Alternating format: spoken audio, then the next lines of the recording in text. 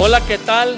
Hola de nuevo a todos, les agradecemos. Han estado tal vez sabiendo, están enterados de este podcast en esta formato que hemos llamado Análisis Bíblico. Bienvenidos a todos y gracias por considerar este podcast. Suscríbete, comparte con otros cómo te está bendiciendo. Y en este análisis bíblico hemos iniciado la serie Cristianismo Equilibrado, y entendiendo que el ser humano, como decíamos en el podcast pasado, en el capítulo pasado, tiende a irse a los extremos, y la posición más difícil de asumir en la vida normal y en la espiritual es el balance.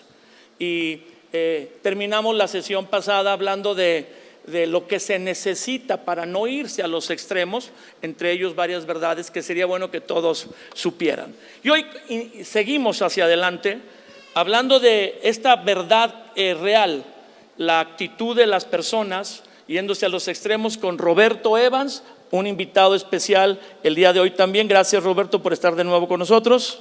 Muchas gracias, Felipe, por la invitación de participar. Estamos muy contentos. Siempre durante muchas sesiones en el pasado de los análisis pensamos en que Roberto nos acompañara, ¿verdad?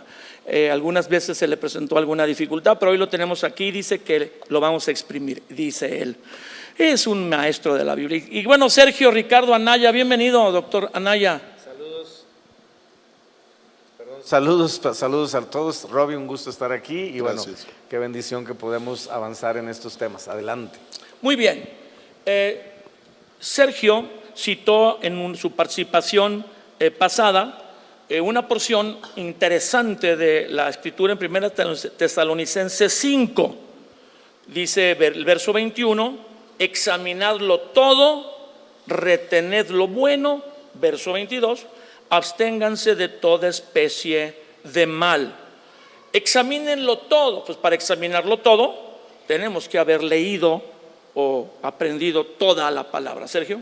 Sí, y aquí creo que regresamos a algo que fue vital en el análisis anterior, que es la actitud del corazón, porque aquí también, aunque es obviamente la Biblia, es claro, la actitud con la que hacemos las cosas también importa.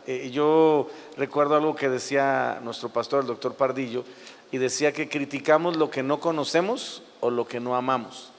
Y a lo largo de la vida he notado que es verdad, ¿no? En muchos aspectos de mi caminar, que es cierto, ¿no? A veces la actitud es determinante, ¿no? La Biblia no nos habla de hacer un juicio, habla de examinar, ¿no? Y muchas veces la realidad es que el espíritu que muchas personas desarrollan aún en lo espiritual es el juicio, ¿no? La famosa argumento que dicen que definir si tienes o no tienes la sana doctrina, ¿no? Y regresamos al tema de la sesión anterior, que es los extremos, ¿no? Si yo todo lo examino desde una perspectiva de juicio, me voy a convertir en un fariseo y obviamente en alguien que va a estar todo el tiempo juzgando a los demás y de alguna manera criticando lo que dicen o de alguna manera enseñan los demás. Pero aquí la Biblia es muy sencilla en cuanto al ámbito del propósito, ¿no? Realmente de poder retener lo que es bueno, lo que es obviamente de Dios, lo que va a edificar mi vida. O sea, el énfasis de esto no es juzgar al que me lo está enseñando o al que de alguna manera lo está manifestando, sino el énfasis es que yo pueda tener una parte de edificación en mi vida y seguir avanzando en la vida espiritual. Y creo que ahí hemos perdido, regresando al tema de un cristianismo equilibrado, el balance, ¿no? Hemos usado este versículo, esta porción de la escritura para definir quién está bien y quién está mal, ¿no? Quién está diciendo cosas que de alguna manera acepto, quién está diciendo cosas que no acepto, y ahí entramos en algo que no es la esencia o el espíritu de este pasaje. Es que el enfoque es lo que retengo, no lo que el otro dice mal. Es correcto. Y a veces cuando yo estoy examinándolo todo para decirle al otro lo que está mal, pues no está aquí en la escritura. Dice, examínalo para que retengas lo que es bueno. Y eso no estaba en nuestra temario de hoy hablarlo, pero eso es una situación que pasa hasta en los líderes más maduros, donde la posición que ellos saben tanto es decirle a las personas que exponen en qué están mal, en vez de aprovechar al que expone lo que sea para decir, ay, esto me bendijo, esto no lo sabía, lo voy a tomar. Lo examino todo para retener lo bueno. Y dicen, es que hay que juzgar, Felipe. Me decía un amigo mío muy prominente, yo le decía, pero en el juicio que emitimos, como no tenemos la sabiduría de Dios, podemos juzgar mal. Y dice la Escritura que lo que juzgues tú serás juzgado, se va a regresar hacia ti. Dice, no, tú tienes miedo porque eres inmaduro. Solo los maduros podemos juzgar. Y siempre me incomodó porque va en contra del amor. Y aunque pareciera defendible que puedes juzgar a otros, el destruirlos diciendo está mal y tú no sabes, va en contra del espíritu. Y toman ese versículo del amor. Seguramente Hagan todas las cosas con amor. Robbie sabe ese versículo, dice que el espiritual juzga todas las cosas. Anda, de ahí se pero basaba no él. dice todas las personas, dice todas las cosas. Ay, qué bueno está eso. Entonces nos metemos un terreno donde solo Dios es el que va a juzgar a las personas. Y obviamente eso es muy diferente de lo que acabamos de mencionar. Cristianos e iglesias que son los paladines de defender la verdad en una ciudad o en una nación. Y juzgan a todos los que no piensan como ellos. Bueno, si juzgan a todos, hay un problema, porque se han puesto en el trono único del Señor Jesús. Él es el juez de todos. Y si yo voy a juzgar a todos por todo lo que dicen, yo voy a pretender que yo tengo un conocimiento perfecto. Así es. Entonces hay lugar para la humildad. Uno puede decir, no estoy de acuerdo, no veo las cosas como ellos la ven, pero de emprender una campaña de destrucción en contra de otro que no tiene la misma idea que tengo yo, es un problema, porque otra vez es de pensar, yo ya lo sé todo, yo soy la regla, mi conocimiento es el canon, y este es un problema. Entonces, siempre debe haber algo de humildad cuando tratamos con lo que es el conocimiento bíblico. Si alguien dice, no, pues la neta es Jesucristo es un ángel. Ok, pues tenemos que juzgar el dicho, porque no es un ángel, es el Hijo de Dios. Pero cuando uno se cree el juez del cuerpo de Cristo, ya se subió al trono de Jesús, ya le dijo, quítate, aquí estoy yo. Y estas cosas siempre salen mal, porque ningún hombre puede tener la plenitud del conocimiento del Dios infinito, Claro. en su cabeza. Por ungido que sea, por estudiado que sea. Sí. No, es que Tomás Aquino, terminando su vida después de estudiar tantos años, dijo, ya no voy a escribir más, y lo que escribí es como paja. El gran teólogo Agustín igual dijo, ya, no sé por qué he escrito tanto. Y no es porque se desanimara, pero se dieron cuenta Que no saben. de la grandeza del conocimiento de Dios, Claro. y que ellos solo conocían una porción. pequeña.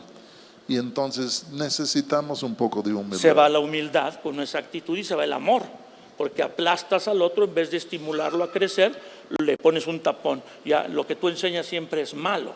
Y ahí vienen los extremos, y ahí vienen los extremos. Ahí perdemos el equilibrio. O sea, entramos ya en la dimensión de lo que hemos de alguna manera tratado de definir desde el inicio de estos análisis, que es la importancia de que la madurez tiene que ver con el balance. Cuando yo estoy enfocado de manera extrema hacia un aspecto, incluyendo el tema que estamos tocando, es decir, yo he conocido gente, y seguro ustedes también, que literalmente se sienten los policías de Dios, o sea, están en la posición de yo estoy aquí para ver quién entra, quién sale, quién está bien, quién está mal. Y qué feo, ¿eh? Qué feo, y aparte no es un principio espiritual, o sea, Dios no dejó ese ministerio, ¿verdad? Existe el ministerio de la reconciliación, no de la condenación, ¿verdad? Entonces ese no está en la Biblia, no entra dentro del parámetro, vaya, ¿no? Y ahí vienen entonces algunos extremos o posiciones de daño, prácticas que sucede a toda persona que nazca de nuevo y conozca a Cristo, independientemente de la iglesia, ministerio, tipo de ministerio en el que está, al que pertenece, va a encontrar algunos otros cristianos, va a encontrar estas verdades a medias o radicales que te quieren desbalancear precisamente del equilibrio. Por ejemplo, vamos a hablar de algunos de estos excesos. Dice, examínalo todo, retén lo bueno. La posición que estamos usando hoy para enfocar este cristianismo equilibrado. La posición de exceso en el discipulado. El discipulado, el no nomás que otra persona se entregue a Cristo, sino camine y crezca, se desarrolle creciendo con Cristo, entrenar a otro, como Jesús dijo, vayan y hagan discípulos a todas las naciones, es una verdad bíblica, pero ha sido llevada al extremo cuando te obligan, te condenan y te hacen trabajar tanto en ganar otros a Cristo que estás agotado. Ya lo que quieres es ni siquiera ir a la iglesia porque no tienes tiempo de nada más. Este no es discipulado, es abuso espiritual y es manipulación. Les voy a dar un ejemplo. Bueno, mi hijo vive en el estado de Nueva York y mi hijo creció conmigo.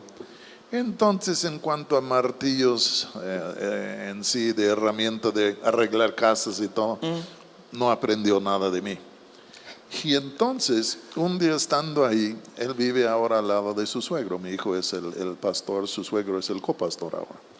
Pero vive al lado de su suegro y un día el marco de la puerta de atrás de la casa, ¡pum!, se cayó.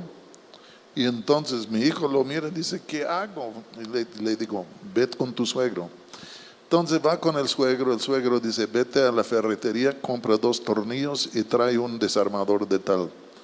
Y entonces va y regresa. Entonces viene el suegro, dice, ahora ayúdame, vamos a levantar el marco de la puerta y empotrarla en su lugar. Órale. Y entonces después mi consuegro mete uno de los tornillos y le dice, mira lo que yo hago. Y después le entrega en sí todo a mi hijo y dice, ahora tú haz lo que yo acabo de hacer. Para mí era un ejemplo clásico de un discipulado, porque el discipulado es de enseñar a la gente para que puedan madurar. Y cuando un discipulado es pesado, regañón, manipulador, tantas cosas, como uno ya se cree Dios y todo, es un error, porque desaniman a la gente en vez de formar a la gente. Entonces para mí Jesús era un gran maestro y por eso era un gran discipulador. Y un discipulado que realmente no está enseñando y formando carácter es una pérdida de tiempo. Sí, porque se ha enseñado que discipulado es ganar a otros para Cristo. No. Y aunque, exacto, se ha enseñado así. Y no ayudarlos a madurar y a crecer, porque eso requiere más tiempo. Ganar a otros para Cristo no es fácil. Necesitas compartirle, que Dios te respalde enviando fe en el que escucha la palabra, pero formarlo sí va a llevar tiempo. Y hay personas que son formadas más rápido que otras por su disposición. Tampoco se puede dar un tiempo de que en un año fórmalo. Pero Pablo dice, imitadme a mí. Y cuando yo pienso en el discipulado, ok, yo soy maestro, pero no solo es palabra, es en sí, imitar lo que yo hago. Vida. Y luego haz lo que te estoy enseñando, haz que sea tuyo propio, haz que sea parte de lo que es tu ser. Y por eso los discípulos parecen a sus maestros, porque han en sí tomado características del maestro, los han incorporado en su vida. Y así es, pero otra vez es para madurar a la gente, para que sepan cómo hacerlo. Jesús dice, venid en pos de mí y yo os haré pescadores de hombres. Sí. No dijo, vayan y pesquen una bola de gente y tráiganmelos. Así dijo, venid en pos de mí, porque yo voy a ir a pescar gentes. Me van a ver. Y ya venid en pos de mí y vas a ver lo que yo hago y ustedes también. Sí, Jesús lo dijo, ¿no? Aprendan de mí que soy manso y humilde de corazón, ¿no?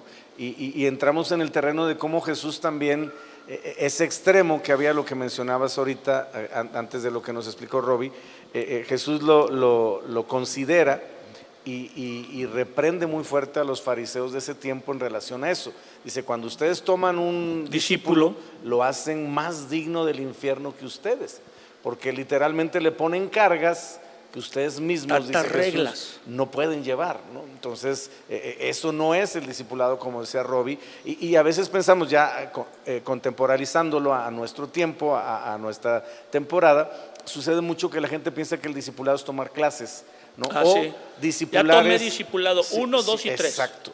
Y muchas veces, no sé cómo les pase a ustedes, pero a veces como pastor uno se frustra porque dice, tengo gente que ha tomado 3 años de cursos y tiene todos los carnets y todos los créditos de quién sabe cuántos cursos, pero vemos su carácter, vemos su fruto, vemos su madurez y lamentablemente no ha avanzado en la formación, avanzó en la información. No. Y eso no nos garantiza obviamente un equilibrio en la vida espiritual, ¿no? Y yo mencionaba algo que creo que nos puede ayudar a entender un poquito más lo que es el discipulado. No es tanto lo que sé, sino lo que soy, ¿no? Entonces, impartimos lo que somos. Formar. Lo que hizo Jesús con sus discípulos, lo que hace Jesús con nosotros y lo que nosotros debemos hacer con las personas, ¿no? No es solamente darles cursos, no es solamente darles Clases. información, darles clases, es impartirles el ser de Dios, pero a través de nosotros, como el apóstol Pablo Estar nos enseña. interesado, decía Robbie, en que crezcan, porque ese es el deseo de Dios, que la imagen de Jesús o que reflejemos más a Jesús. Ahora, el discipulado es bíblico. Jesús dijo, vayan y hagan discípulos. No enfocó, digo, vayan, prediquen para que crean, pero una cosa es creer y otra cosa es seguir a Cristo.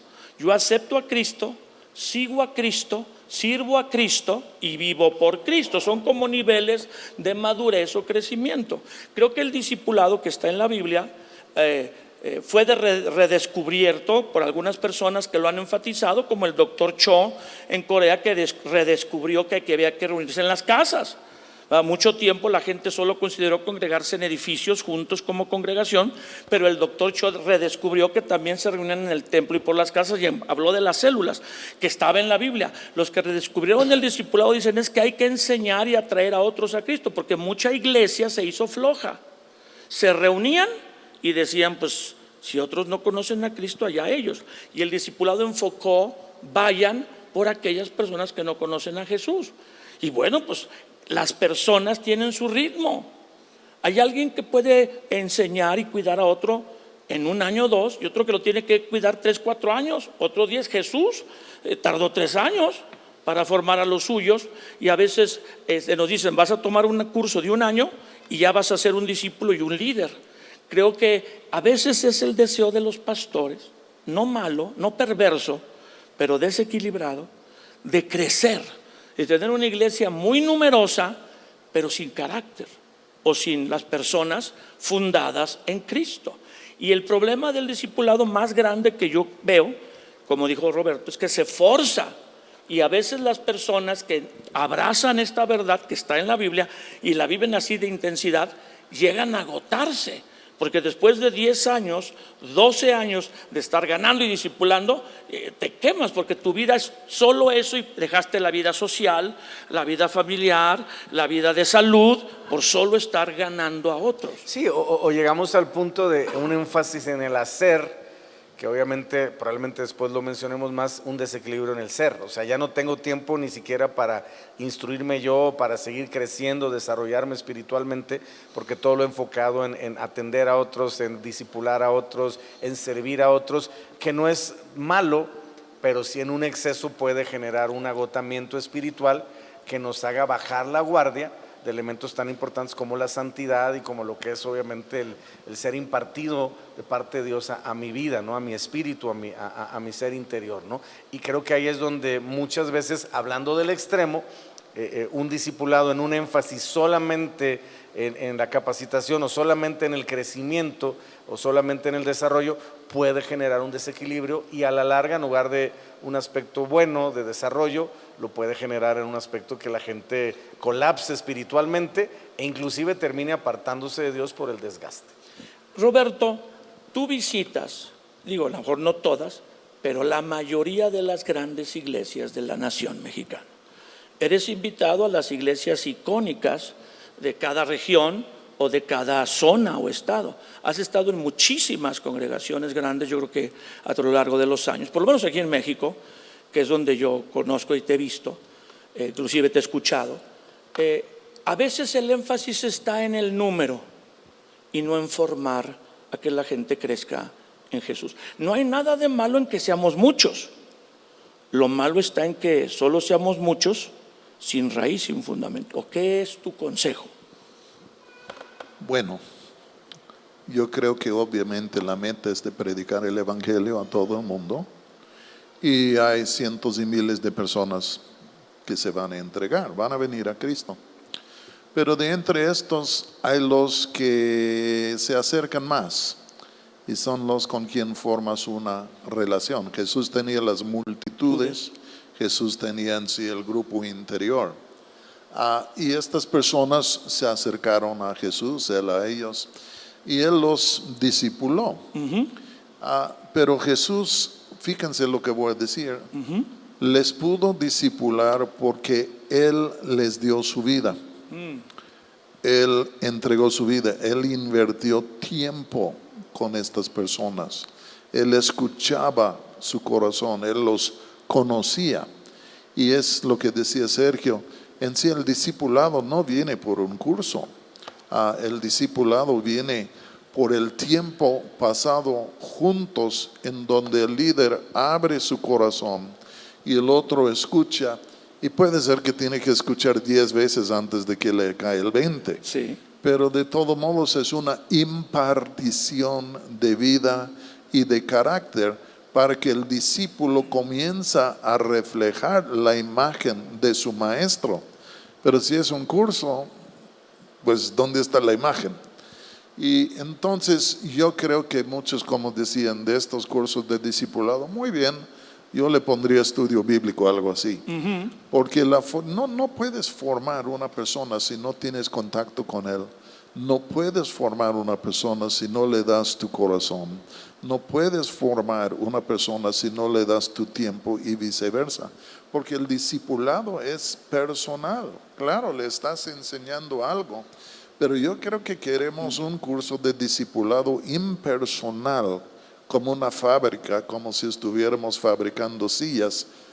Y tal vez en esta manera puedes enseñar soldados. Algo industrial, ¿no? Sí, porque los soldados, ¿para cuándo van a tener una relación con el coronel o el capitán? Nada más es una voz de autoridad y haz lo que yo digo, órale. Pero no hay relación. Pero Jesús era todo lo contrario. Pablo era todo lo contrario. Porque se basaba en una relación y en esta relación un corazón impartido que transformaba a la gente y es personal y requiere tiempo, requiere amor y no puede ser falsificado. Wow. Pues ahí hay un balance, ¿no? Dice la palabra de Dios sobre el dar fruto, que el fruto es la manifestación de una persona cercana. En la parábola de Juan 15, Jesús dijo, separados de mí nada pueden hacer, si están pegados a mí van a dar fruto. Y es entendible, una rama pegada al árbol fructifica en la genética, en el tipo de fruta del árbol. Pero una rama despegada no da fruto, aunque esté por ahí colgada en el árbol o alguna vez estuvo unida. La clave para reflejar a Cristo es estar unido a Cristo, y la clave para que otros sean enseñados o instruidos es estar con ellos, llamarlos para formar el carácter y la madurez como Cristo lo hacía. Ahora, yo quisiera mencionar, porque como es la temática que estamos tratando de desarrollar, hay extremos, ¿no? Por un lado está el extremo del burnout, del agotamiento, de excedernos en querer que la gente haga y descuidar a veces la parte del ser, y que obviamente desde el aspecto ministerial, los pastores, los líderes, tenemos que tener cuidado, no buscar algo express, ¿no? Es decir, ya en un año eres líder y ya te vamos a asignar tal o cual responsabilidad, porque si no tiene la madurez va a colapsar, es crónica de una muerte Puede anunciada. ser que alguno al año tenga madurez, pero muchos no. Pero es un garbanzo de a libra. Muchos no. O sea, la realidad es que no es el común denominador. Pero yo percibo, no sé qué piensen ustedes, Rob y Felipe, el otro extremo, ¿no? Las personas que no quieren crecer. Sí. Yo tengo una tesis. Ustedes pueden estar o no de acuerdo. Yo considero que cuesta 5 veces más trabajo que un creyente se convierta en discípulo que un inconverso en creyente. Wow. O sea, me parece que la labor más complicada, que no estoy diciendo que la otra no lo sea, que es evangelizar, Es activar a un cristiano. es activar a un creyente, ese proceso que lo va a llevar de solamente ser un convertido, alguien que nació de nuevo, que pues obviamente no dudamos en su conversión, en su eternidad en cuanto a salvación, en cuanto a vida eterna, pero que no ha querido activarse por comodidad, por situaciones obviamente de trasfondo, por por cualquier cuestión, ¿no? Y creo que ahí es el otro extremo, ¿no? La dificultad que a veces hay en que las personas entiendan que hay un llamado de Dios más allá de solamente el encontrarme con Dios, sino poder desarrollarme en lo espiritual, crecer, como veíamos en la sesión pasada, ser como la luz de la aurora que va en aumento hasta que el día sea perfecto. Lo que nos dice Jesús en Mateo 5:48, sean ustedes perfectos, así como su Padre que está en los cielos es perfecto. Y entonces entramos en el otro extremo, ¿no? El hecho de pensar que solamente la vida cristiana se trata de recibir a Jesús y ya de ahí no aplica. Y entonces, esperar hasta que vayas al cielo. Sí, yo diría, si esa fuera la meta, creo que entonces lo lógico sería me convierto y me muero, porque si ya no hay más propósito de Dios en esta tierra, entonces ¿de qué sirve que siga? Hasta es un riesgo, ¿no? Creo que a muchas personas les hubiera convenido mejor después de recibir a Jesús irse al cielo, porque después lamentablemente se desviaron o alguna cuestión pasó y se apartaron de Dios, etcétera, etcétera, ¿no? Pero creo que sería, no sé cómo lo ven ustedes, el otro extremo, ¿no? Las personas que se conforman solamente con ser creyentes y no quieren o no avanzan en su vida espiritual. Pues yo creo que la diferencia es esto. Hay muchos que cruzan la raya, entran en el reino de Dios, buscando que puedan recibir. Un discípulo o uno que se convierte en discípulo no es buscando algo, sino es alguien que está dispuesto a dar todo para en sí realmente ser conformado a la imagen del Señor Jesucristo. Entonces, es decir, algunos vienen a ver qué pesco aquí, pero otros ven la gloria de Jesús, ven la gloria del ministerio y otras cosas, y dicen, yo estoy dispuesto a dar toda mi vida para alcanzar esto, pero el alcanzar es una transformación en el interior, Claro. en donde uno está despojándose de muchas cosas y Dios está trayendo nuevas cosas a lo que es la vida de uno. Entonces, para mí es que algunos entran para vivir, otros, pues, si proceden, es para morir, pero en lo que dan, reciben y llegan a ser en sí convertidos, y no solo convertidos, sino discipulados. Entonces está el motivo, que desgraciadamente, como venimos de una sociedad mexicana religiosa donde me acerco a Dios para ver qué milagrito me da, cuando venimos a Jesús trasladamos esa semiverdad, porque Dios sí nos quiere bendecir, pero es el deseo de Él, no la razón por la que lo buscamos, ¿va? Dice Roberto, me encuentro con Jesús y entonces como estoy impactado por lo que Él me da, me perdona, me ama, me libra de una eternidad sin Él, quiero vivir para agradarlo, para aprender más de Él y para dar. Esa es la diferencia. El creyente solo vive para recibir y el discípulo aprende a recibir para dar. Como le dijo Dios a Abraham, te bendeciré y serás bendición. Y nunca fue llamado discípulo. Sí, creo que aquí la clave está en el entendimiento para aquellos que nos están viendo y oyendo, que recibir a Jesús no es la meta, es el punto de partida. Así es. Ahí es donde empieza un proceso, pero recibir a Jesucristo no me da madurez, No. Recibir a Jesucristo no me da perfección, recibir a Jesucristo no me da todo lo que representa el proceso que Dios tiene. Pablo lo decía de alguna manera, ¿no? Y de pronto pareciera hasta exagerado, ¿no? Pablo decía, hijitos míos, por quienes sufro dolores de parto, hasta que Cristo sea formado en ustedes, ¿no? Entonces el mismo apóstol Pablo nos revela la importancia de un proceso. Él mismo nos muestra con su vida cómo él lo vivió, ¿no? Y en Corintios nos dice, ¿no? Creo que es 13:7 que dice, cuando yo era niño, hablaba como niño, pensaba como niño y actuaba como niño, mas ahora cuando ya fui hombre, y aquí viene la clave, dejé lo que era de niño, ¿no? Entonces ese proceso, creo que a veces algunas personas, repito, quizás sea comodidad, quizás sea falta de entendimiento, podríamos analizar muchas las razones o motivos, pero hace que las personas de alguna manera se estanquen en lo espiritual y no lleguen, como dice Efesios 4:13, a lo que es la madurez, la plenitud, ¿no? La estatura de un varón perfecto y la plenitud de Cristo. Y es que mientras el cristiano no madure, el fruto que da no es bueno, o no da fruto como los árboles. Pasan algunos años sin dar fruto y el que empiezan a dar cuando dan no es el dulce, el sabroso. Hay que madurar para fructificar y cumplir el propósito de Dios. Yo nada más les hago una pregunta. En sí nadie puede ser discípulo de a veras si no está dispuesto a dar su vida, poner su vida. Esas son las condiciones del Pero discipulado. ¿puede alguien ser un discipulador si no está dispuesto a dar su vida a las personas que está discipulando.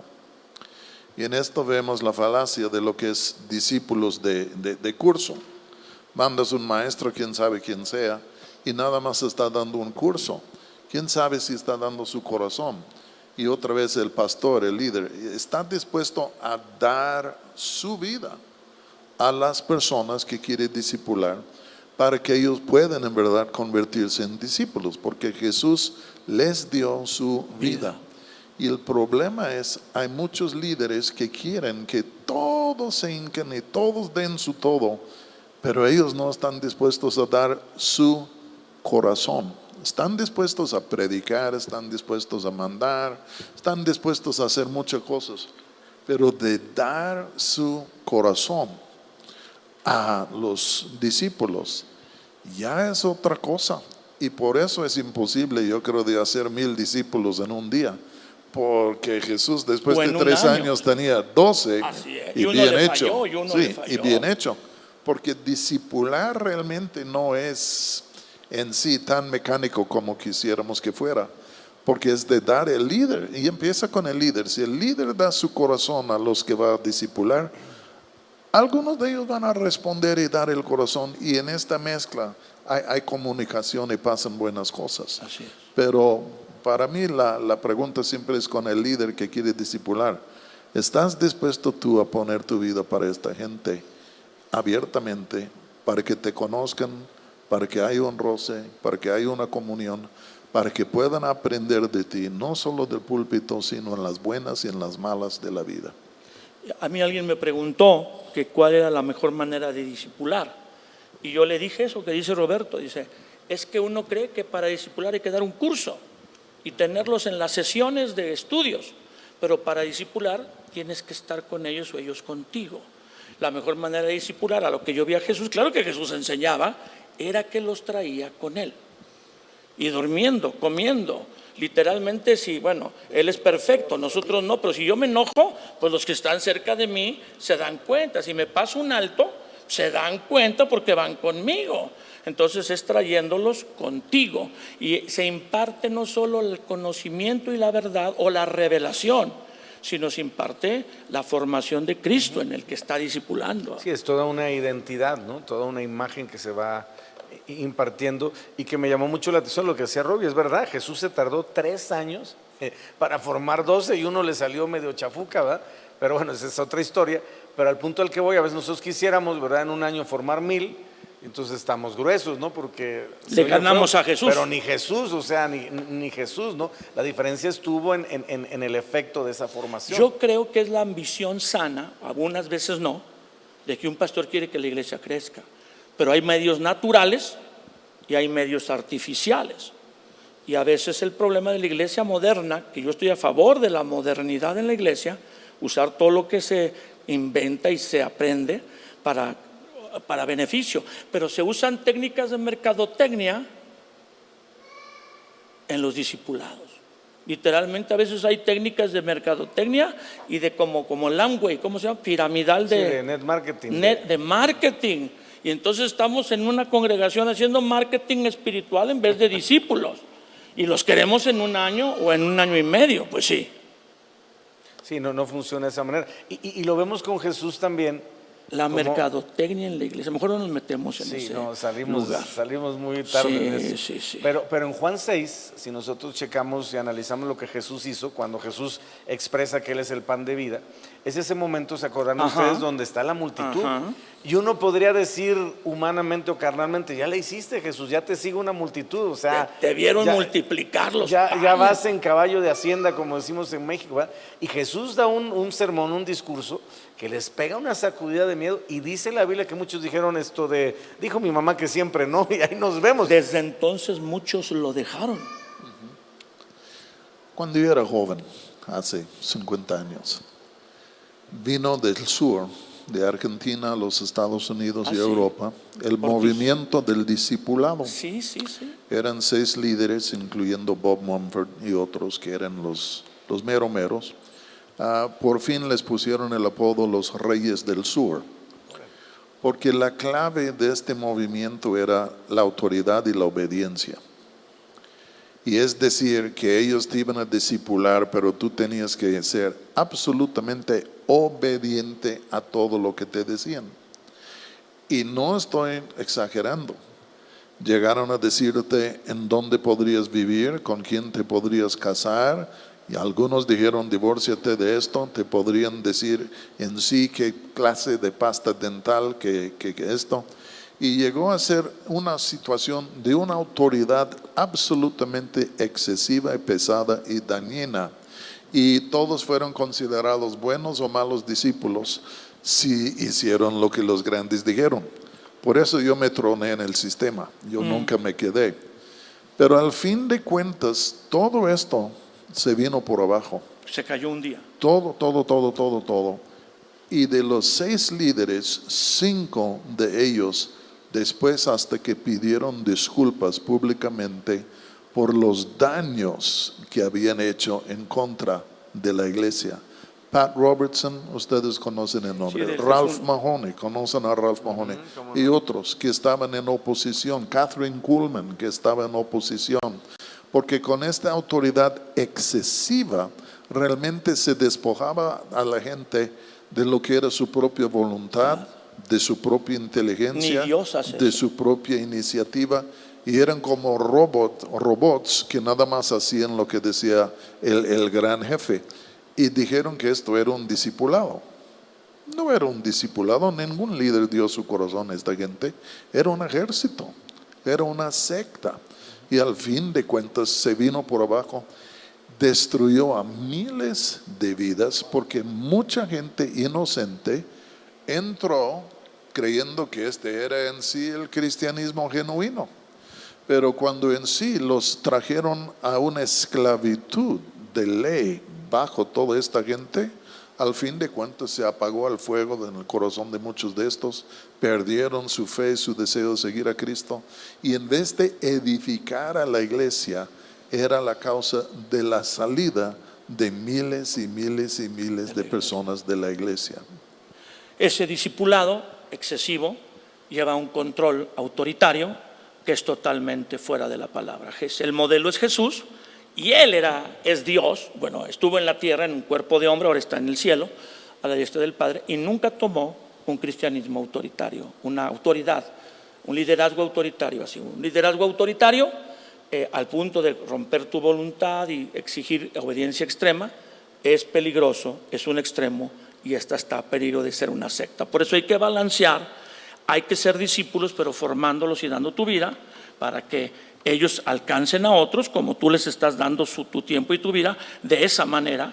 Y sí, que si haya fruto, y hay algunos que pueden dar mucho fruto al 100, otros al 60 y otros al 30. Pues terminamos con esta última sesión de podcast, bueno, este capítulo de hoy, y les invitamos a suscribirse para que les llegue la información, y los esperamos en la próxima transmisión de este podcast. Gracias, Sergio. Con mucho gusto. Gracias, doctor Roberto.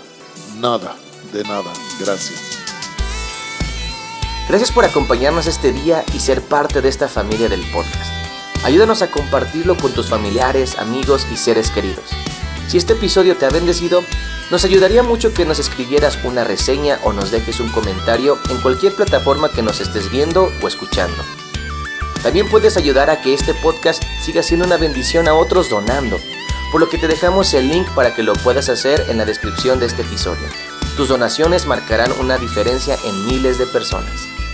Repasa tus apuntes y busca ponerlos en práctica, porque la palabra de Dios es para vivirla. Nos vemos en el próximo episodio.